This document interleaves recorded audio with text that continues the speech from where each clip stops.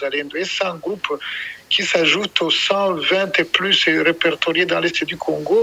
Wazalendo, c'est un nom qui existait déjà avant je dirais la résurgence de ce mot dans les reportages sur le Congo pour l'instant. Wazalendo, c'est normalement à la limite des gens honorables qui se battaient pour leur communauté, pour leur patrie, pour leur nation.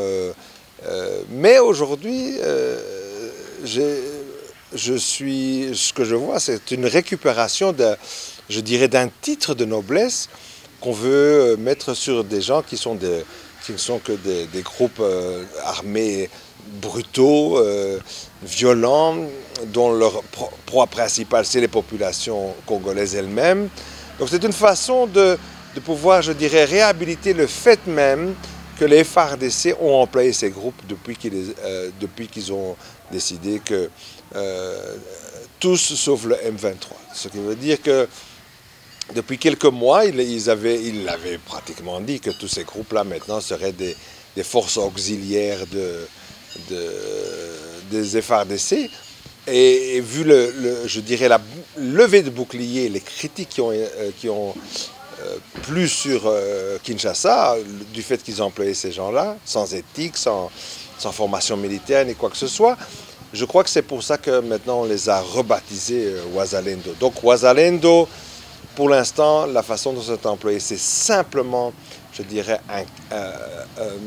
une façon de maquiller ces groupes brutaux qui sont associés aux FARDC. C'est les FDLR, c'est des Maïmaï en fait, et tout ça. C'est ça maintenant aujourd'hui Wazalendo. Alors oui, Wazalendo en swahili veut dire patriote tout simplement. Est-ce que c'est maintenant ces groupes-là qui étaient déjà connus sur le terrain, Maïmaï, FDLR, Codeco et autres, est-ce que c'est eux qui mènent l'offensive contre les positions du M23 ou ils sont mélangés avec l'armée comme ça avait été dit à l'époque, d'ailleurs quand ils ont été intégrés dans les forces armées de la République démocratique du Congo? Je crois que il faut garder une certaine lucidité parce que c'est vrai que je trouve la question intéressante parce que je vois plusieurs agences de presse, d'information reprendre ce genre je dirais, de logique. Mais je veux dire, c'est vraiment croire qu'en Afrique, c'est possible que des gens se lèvent d'un moment à l'autre et puissent en fait faire mieux qu'une armée qui normalement, qui a un entraînement, qui a toute une chaîne de commandement et tout ça. Comme ça, des gens, comme si c'était des camarades qui, par leur bravoure, leur vaillance, allaient faire quelque chose. Donc soyons clairs et nets. Non. Les FARDC, c'est la force qui s'attaque au M23 et qui, en plus, se flanque des FDLR et de ces Maïmaï qui les ont rebaptisés Wazalendo. En plus de cela, comme les FARDC, justement, ils tombent au combat pour l'instant. Voilà, le ministère de Mouyaya a encore inventé un nouveau truc en disant que Wazalendo aurait volé des uniformes des FARDC, mais que les FARDC en fait respectent le cessez-le-feu. Non, c'est les FARDC. C'est eux qui y tombent. Les autres, c'est des auxiliaires. Les Wazalendo, je dirais, c'est une nébuleuse qui tourne autour.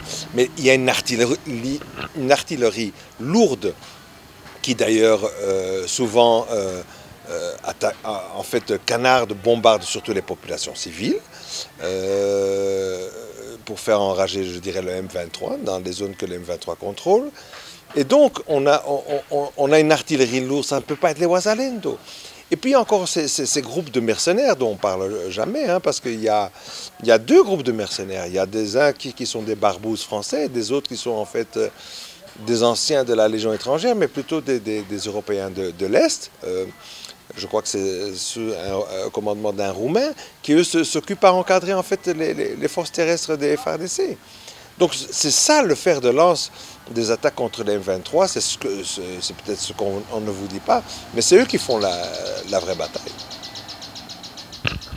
Ces derniers temps, le M23 a accusé les troupes burundaises de s'être impliquées dans les attaques contre ces positions et contre les populations qui résident et d'avoir cédé les positions qu'elles étaient censées occuper, cédées par le M23 même, et d'avoir cédé ces positions-là au FARDC et leurs alliés, mais également de s'être joints aux attaques contre le M23. Est-ce qu'il y a des éléments concrets qui attestent cela? Bien, moi-même, j'ai été assez prudent au départ quand ces premières, je dirais, nouvelles sortaient. Mais soyons simplement carrés. C'est que le M23, c'était ça le deal signé en acceptant les accords de Nairobi et la feuille de route de Luanda. C'est que au moment où il y aurait une force d'interposition, parce qu'il faut que les gens se rappellent de quoi il s'agit, c'est une force d'interposition qui puisse permettre d'avoir une zone, buffer zone comme on dit, une zone tampon, et pour pouvoir quelqu'un qui fasse le monitoring du cessez-le-feu. Donc, quand cette force de la East African Community est arrivée sur place, il y a plusieurs contingents. Il y a les Sud-Soudanais, il y a l'Ouganda, il y a bien entendu aussi la force kenyane, et il y a le contingent burundais. Or, le seul endroit dans toutes les zones des M23 que le M23 a libéré, c'est là où le contingent burundais était responsable. Il y a eu quelques alertes où on a dit que tiens, les Burundais laissent passer, les FARDC, etc. On dit oui, mais ils n'ont pas vraiment le mandat de combattre les FARDC, d'accord, mais ils peuvent le signaler au commandement et pour qu'il y ait une décision à un plus haut niveau. Et qu'est-ce qu'on a vu? C'est une éruption de violence, de combat, carrément d'attaque. Donc ça veut dire que là, les Burundais ont laissé passer les FARDC et tous la nébuleuse de Mai Mai et FDLR qui sont avec eux. Et il y a quand même des endroits où le M23 s'est laissé surprendre. Et le M23 dit que c'est parce qu'il croyait que c'était des Burundais, donc il ne voulait pas tirer dessus. Mais en fait, c'était des gens qui avaient des uniformes burundais, mais qui en fait étaient pour travailler pour le Congo. Donc, en tout cas, il y a tellement de choses qui pointent vers une complicité du contingent burundais dans ce qui s'est passé dans ces jours-ci.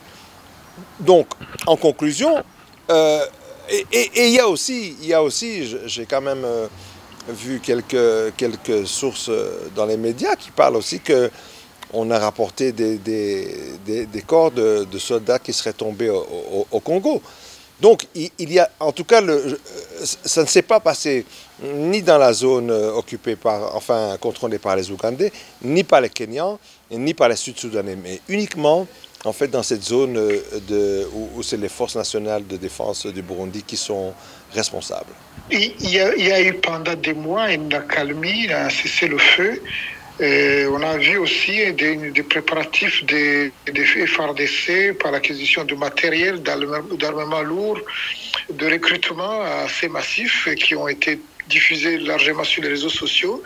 Et ils ont annoncé clairement des offensives vers les zones justement sous contrôle du M23. Et maintenant, les affrontements sont évidents, ils sont là. Qu'est-ce qui va se passer? Pourquoi est-ce qu'il y a une accalmie et qu'au lieu que l'accalmie donne lieu à une consolidation, que le cessez-le-feu donne lieu à une consolidation politique, ça redégénère à nouveau dans les affrontements, comme si finalement l'accalmie n'avait servi qu'à des préparatifs de la prochaine flambée de violence. Qu'est-ce qui a manqué jusqu'ici? Permettez-moi de vous dire immédiatement que je ne suis pas partisan spécialement dans cette histoire-là. Mais on dirait que plusieurs personnes ont manqué, en fait, ont failli à leurs engagements et en fait je dirais, à aboutir à ce que le processus devait aboutir quand ils l'ont commencé. Et donc, quand je parle de partisans, c'est que la seule constante que je vois, c'est que le M23 a, dès le départ, accepté le dialogue, accepté de déposer les armes, enfin pas de déposer les armes, mais même de céder ces zones qu'elles avaient prises tout au long de plusieurs mois de combat avec les FARDC.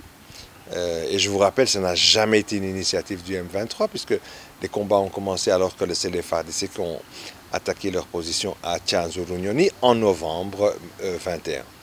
Donc, depuis lors, le M23 s'est retiré, le M23 a voulu montrer une certaine bonne volonté, mais je dirais que Kinshasa a depuis l'instauration de ce cessez-le-feu, depuis l'acceptation, enfin l'accueil plutôt, je dirais, de cette force militaire de la East African Community, elle n'a rien fait en direction des responsabilités qu'elle avait dans la feuille de route.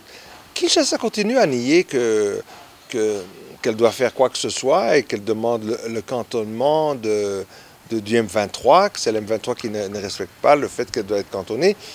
Je dirais aussi que Kinshasa reçoit le soutien de Bintou Keïta, qui est la représentante du secrétaire général au niveau de la MONUSCO.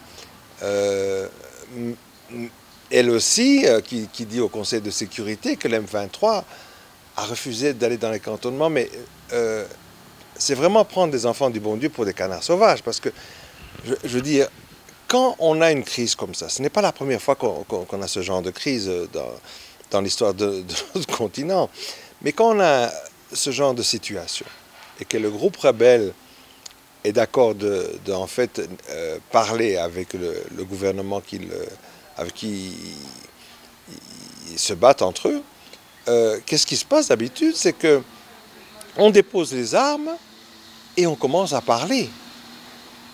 On dépose les armes, ça ne veut pas dire qu'on les rend, parce que, je veux dire, le M23 jusqu'à aujourd'hui n'a pas été battu par qui que ce soit.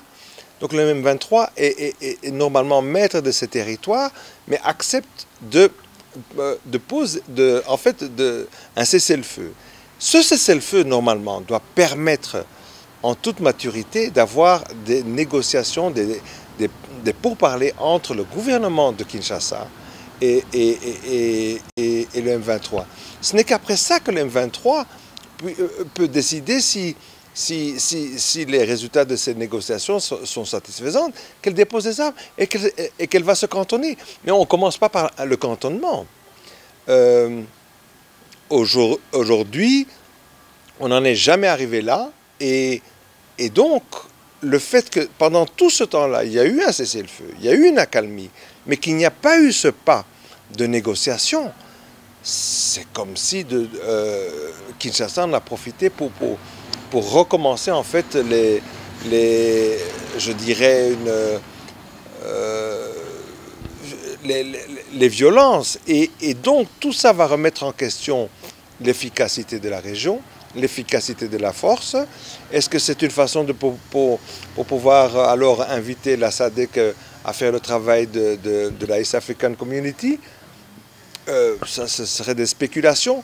Mais ce qui est certain, c'est que je dirais que c'est presque normal que Kinshasa est dans ce sens-là, parce que Kinshasa a montré que dès le départ, en fait, la partie négociation, ce n'était pas sur son agenda.